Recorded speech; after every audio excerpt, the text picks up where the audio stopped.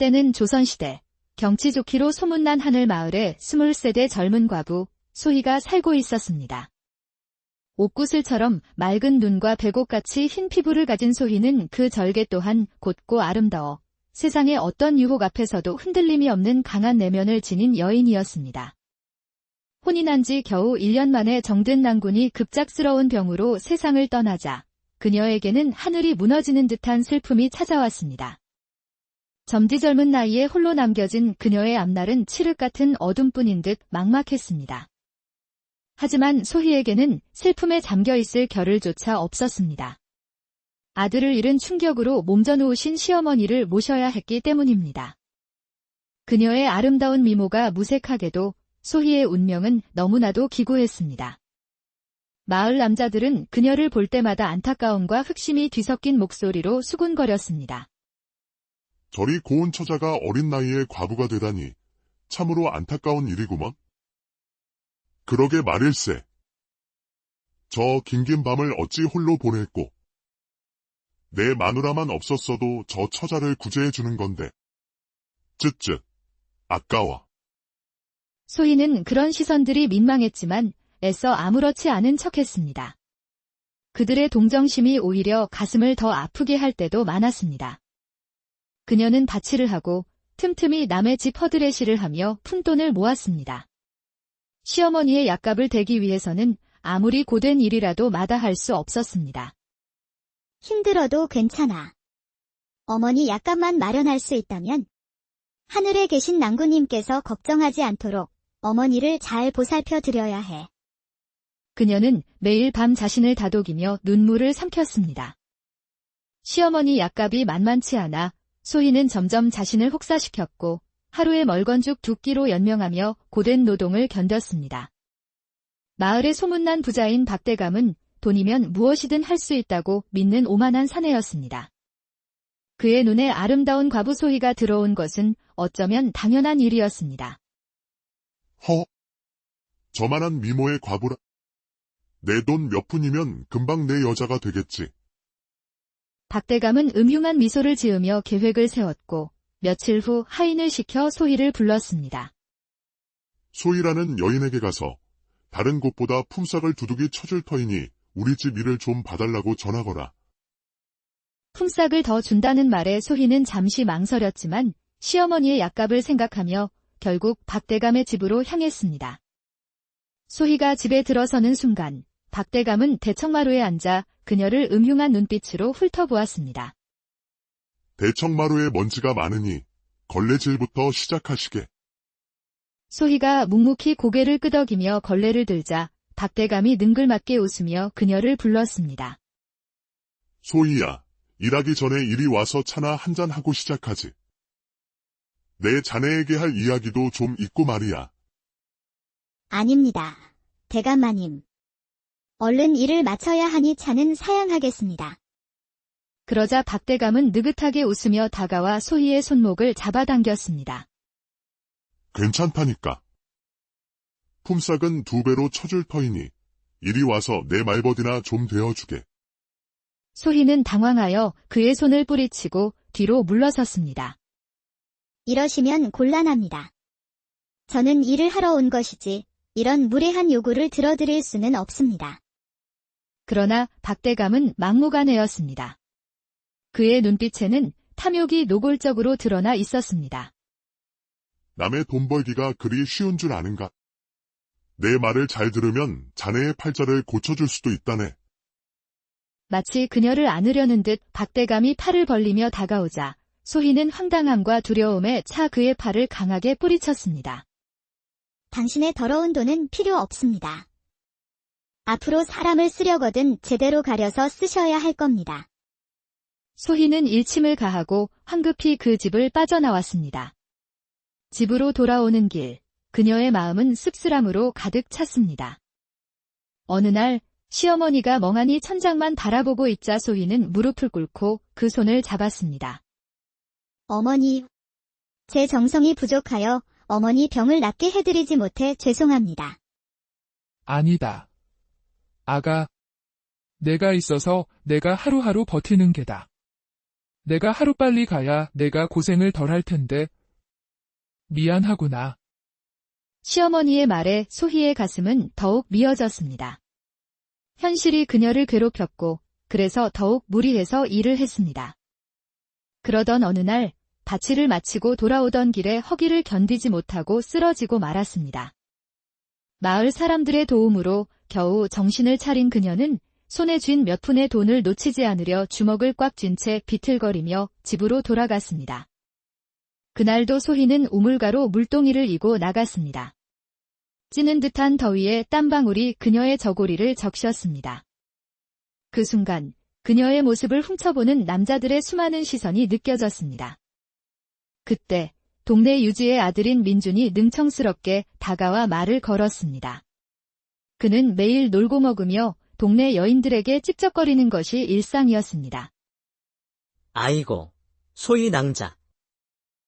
혼자서 무거운 물동이를 나르느라 힘들지 않소. 내가 좀 도와드리다. 소희는 경멸과 냉소가 섞인 눈길로 그를 쳐다보았지만 눈치 없는 민주는 아랑곳하지 않고 그녀의 물동이를 잡으려 했습니다. 고맙소만, 이런 일은 나 혼자 할 수 있으니 저리 좀 비켜주시구려. 그의 손이 소희의 팔목에 닿으려는 순간 근처에 있던 마을 아낙네들의 고함 소리가 들렸습니다. 민준 도령. 지금 뭐 하는 겐가? 아무리 과부라고 해도 남의 집 귀한 며느리에게 함부로 손을 대려 하다니. 아낙네들의 기세에 눌린 민주는 얼굴이 새빨개져서 물러나고 말았습니다. 아낙네들은 평소 소희를 질투하면서도 이럴 때는 한마음이 되어 그녀를 보호해주곤 했습니다. 그러던 어느 날 고을에 새로 부임한 이 사또가 마을을 둘러보기 위해 행차했습니다. 현감이 우물가를 가리키며 사또에게 설명하는 동안 사또의 시선은 한 곳에 머물렀습니다. 저기 물동이를 이고 가는 여인은 누구인가? 사또의 시선을 사로잡은 이는 바로 소희였습니다.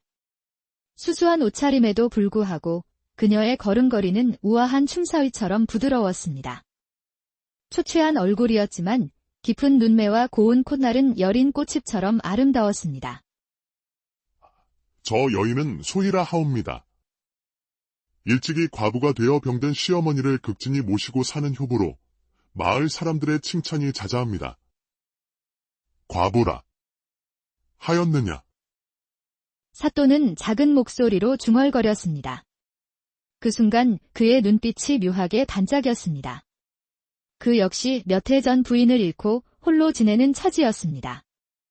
사또는 소희가 눈에서 사라질 때까지 한참을 그 자리에서 그녀를 바라보았습니다.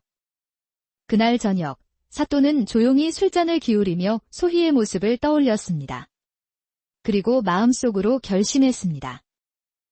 내 반드시 저 여인의 짐을 덜어주고 그녀를 내 사람으로 만들고 말겠다. 사또는 소희의 자존심을 건드리지 않으면서 그녀를 도울 방법을 고심했습니다. 그는 현감에게 비밀리에 명을 내렸습니다. 소희라는 여인의 삶을 조금이라도 편하게 만들어 줄 방법을 찾되 절대 그녀가 관의 도움임을 알지 못하게 하라. 그 후 마을에 이상한 일들이 벌어지기 시작했습니다. 소희가 집을 비운 사이 누군가 그녀의 작은 밭에 잡초를 뽑아주거나 문 앞에 쌀과 곡식이 담긴 바구니를 두고 갔습니다. 소희는 누군가의 동정이 불편했지만 시어머니의 병세가 악화되자 결국 그 곡식을 집 안으로 들였습니다. 고맙습니다. 어느 분이신지는 몰라도 이 은혜를 어찌 갚아야 할지. 사또는 그 모습을 멀리서 지켜보며 은근한 미소를 지었습니다. 얼마 후 사또는 마을에서 가장 용한 의원을 소희의 집으로 보냈습니다. 사또 나리께서 그대의 효심이 지극하다는 소식을 들으시고 나에게 특별히 부탁을 하셨소. 이것은 마을을 돌보는 사또의 책무이니 부담 갖지 말고 진료를 받으시게. 소희는 사양하려 했지만 의원의 간곡한 말에 결국 도움을 받아들였습니다. 그날 이후 소희의 집에는 정기적으로 약재가 배달되었습니다. 사또는 직접 소희의 집을 찾아가 시어머니의 안부를 묻기도 했습니다. 그러면서도 결코 소희에게 부담을 주거나 무언가를 강요하지 않았습니다. 사또의 보살핌 덕분에 시어머니의 병세는 눈에 띄게 좋아졌고 소희의 얼굴에도 오랜만에 옅은 미소가 피어났습니다. 어느 날 소희는 사또에게 깊이 고개를 숙이며 진심으로 감사 인사를 전했습니다. 사또 나리. 이 은혜를 어찌 갚아야 할지 모르겠습니다. 모두 나리 덕분입니다. 아니요. 진정 어머님을 살리고 있는 것은 그대의 지극한 정성과 따뜻한 마음이요. 나는 그저 그대의 힘든 길에 작은 위로가 되고자 했을 뿐이요. 그날 밤 소희는 사또가 남기고 간 약봉지를 손에 쥐고 한참을 울었습니다. 사또는 그녀의 마음속에 점점 더 깊숙이 자리 잡고 있었습니다. 마침내 때가 되었다고 생각한 사또는 소희를 자신의 서재로 조심스럽게 초대했습니다. 사또 나리, 어떤 일로 저를 부르셨나이까? 앉으시오. 오늘은 그저 편히 이야기하고자 부른 것이니 겁낼 필요 없소. 사또는 더 이상 마음을 감추지 않기로 결심하고 조심스럽게 말을 꺼냈습니다. 소희, 사실 나 또한 부인을 잃은 지 몇 해가 되었소. 그동안 홀로 지내며 많은 여인을 보았지만 그대처럼 강인하고 현숙한 여인은 처음 보았소. 나는 그대를 내 곁에 두고 싶소. 그대가 원한다면 나는 그대를 나의 정실부인으로 맞이하고 싶소. 순간 소희의 얼굴이 새하얗게 질렸습니다. 그녀는 믿을 수 없다는 표정으로 사또를 바라보았습니다. 사또 나리. 무슨 말씀을? 제가 감히 어찌 나리의 부인이 될 수 있단 말입니까? 저는 그저 미천한 과부일 뿐입니다. 나 또한 아내가 없고 그대 또한 남편이 없으니 우리는 같은 처지가 아니오. 그대가 나와 함께한다면 더 이상 고된 삶을 살지 않아도 돼요. 그대의 시어머니 또한 내가 평생 책임지고 보살펴 드릴 것이오. 그의 목소리에는 간절함이 묻어 있었습니다. 소희는 머리로는 거절해야 함을 알았지만 그의 진심에 마음이 흔들렸습니다. 부디 나의 진심을 받아주시오. 그대가 내 정실부인이 되어준다면 그 누구도 그대를 비난하지 못하도록 내가 막아줄 것이오. 소희는 눈물이 차오른 눈으로 그를 바라보다 마침내 천천히 고개를 끄덕였습니다. 그날 밤 사또는 자신의 서재에서 처음으로 소희를 품에 안았습니다. 그녀는 더 이상 혼자가 아니었습니다. 소희는 사또의 정실부인이 되어 더 이상 힘겹게 밭을 갈거나 남의 집 허드레시를 하지 않아도 되었습니다.